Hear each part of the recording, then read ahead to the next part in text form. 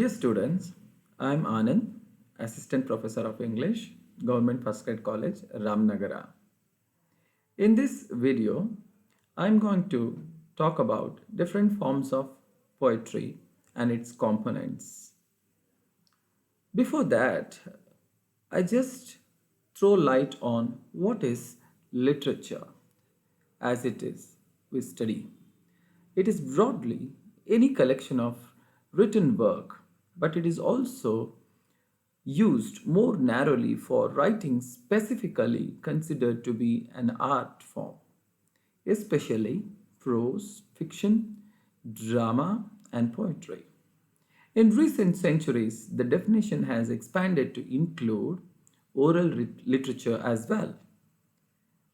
Literature is a method of recording, preserving, and transmitting knowledge as well as entertainment.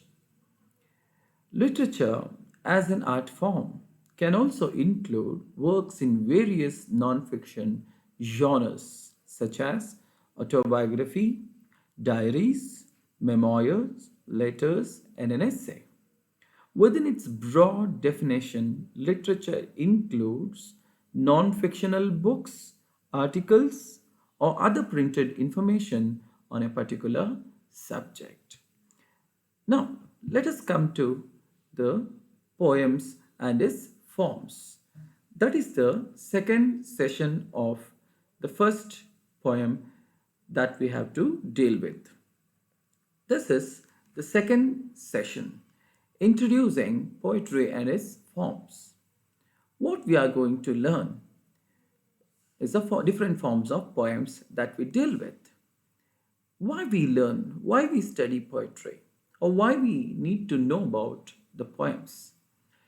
It is to help you to understand the composition of poetry and its forms. What do you mean by composition? Different aspects, different content, different themes, different structures that the poets use in their form of poetry. Why we need to learn it? We need to learn to differentiate poetry from other literary forms.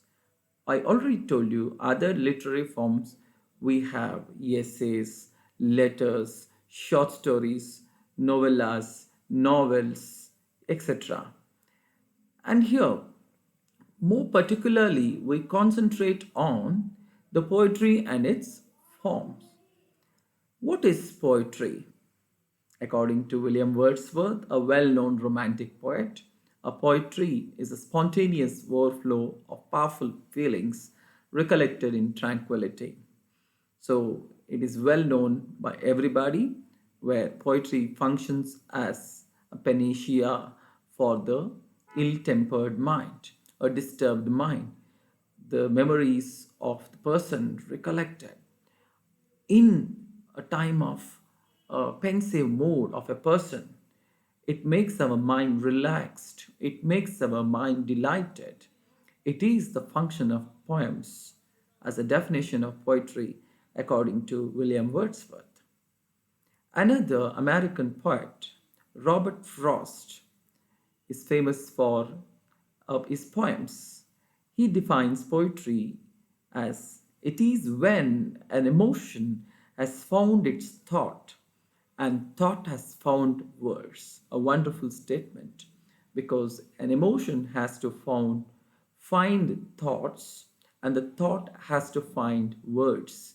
The thoughts of a poem and his experiences will get the vent through the form of a poem.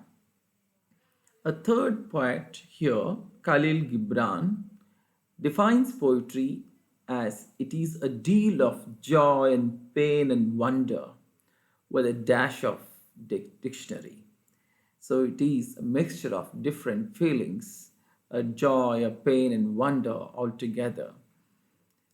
And another writer, Babbitt's Josh, defines poetry as an art which uses words as both speech and song to reveal the realities that the senses record. Feelings salute the mind perceives, and the shaping imagination orders. The three verbs here, it is as the realities that senses record, the senses record, and the feelings salute, the mind perceives, the shaping of imagination orders. All things find a place in the poetry. Then Edgar Allan Poe defines poetry as it is a rhythmatical creation of beauty in words. In romantic poets, we can find how the poets feel the nature and romantic elements, and they express their experiences through the poems. Here it is rhythmatical creation of beauty in words.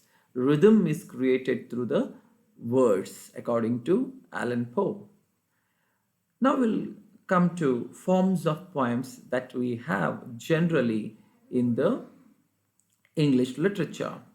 The first one is lyric. A lyric is a form of poem to express feelings, emotions of a poet. One fine example of a lyric is A Tintin Abbey by William Wordsworth, where the poet expresses his feelings, a colorful verse to express the beauty of the nature. The second one is an ode. Ode is dedicated to a person. Here, one fine example from John Keats. It's an ode to Grecian urn.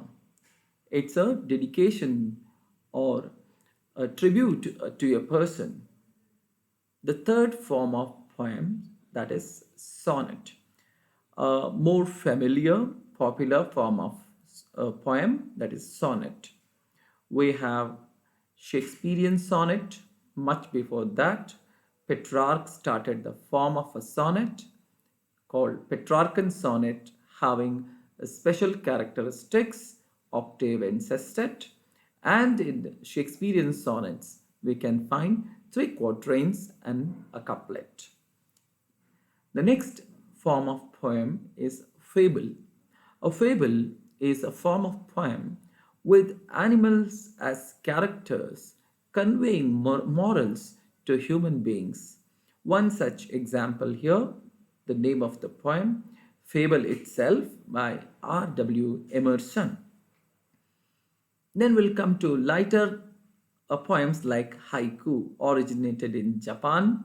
It is three-line poem which expresses some expressions of the nature, or in a lighter note, the poem addresses issues or experiences of the writer or feelings of a writer.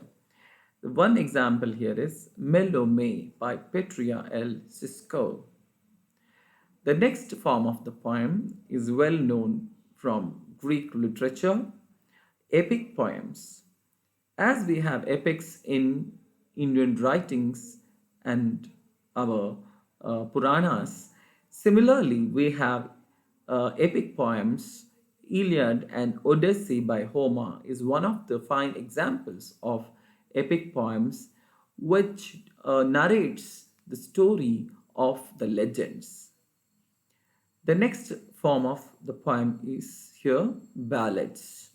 Ballad is also a narrative poem with the dialogues in it to express the emotions in a narrative way. A Ballad of Birmingham by Dudley Randall is one of the examples for a ballad form of a poem. Elegy.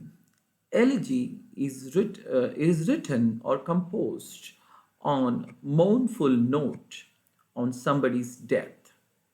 So a best example here is Elegy written in a country churchyard by Thomas Gray. So our mood of the poem is very gloomy, very dull, an expression of sad mood in the form of elegy. The next form discussed here is narrative poems. Narrative poems are the poems where you can find a story has been narrated in a dramatic way. So, Rhyme of the Ancient Mariner by S.T. Coleridge is one of the examples for narrative poems. We have other forms of poems which I have not discussed here. Very important forms have been discussed which are of use to you to pursue your poems which you has been prescribed and also in the next semesters. We have MCQs to brush up whatever we have looked so far about poems. According to Dash, poetry is a spontaneous overflow of powerful feelings recollected in tranquility. Anybody can answer, being a student of English literature. It is said by William Wordsworth. The next one, a poem, Ode to Grecian Urn, is written by whom?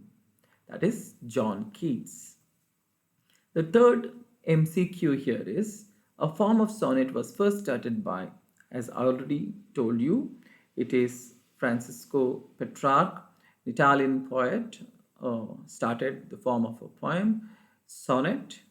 So after whoever wrote based on his format has been regarded as Petrarchan sonnet.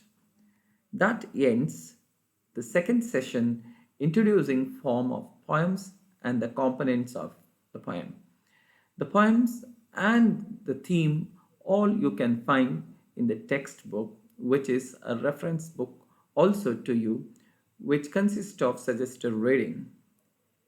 And this session ends here.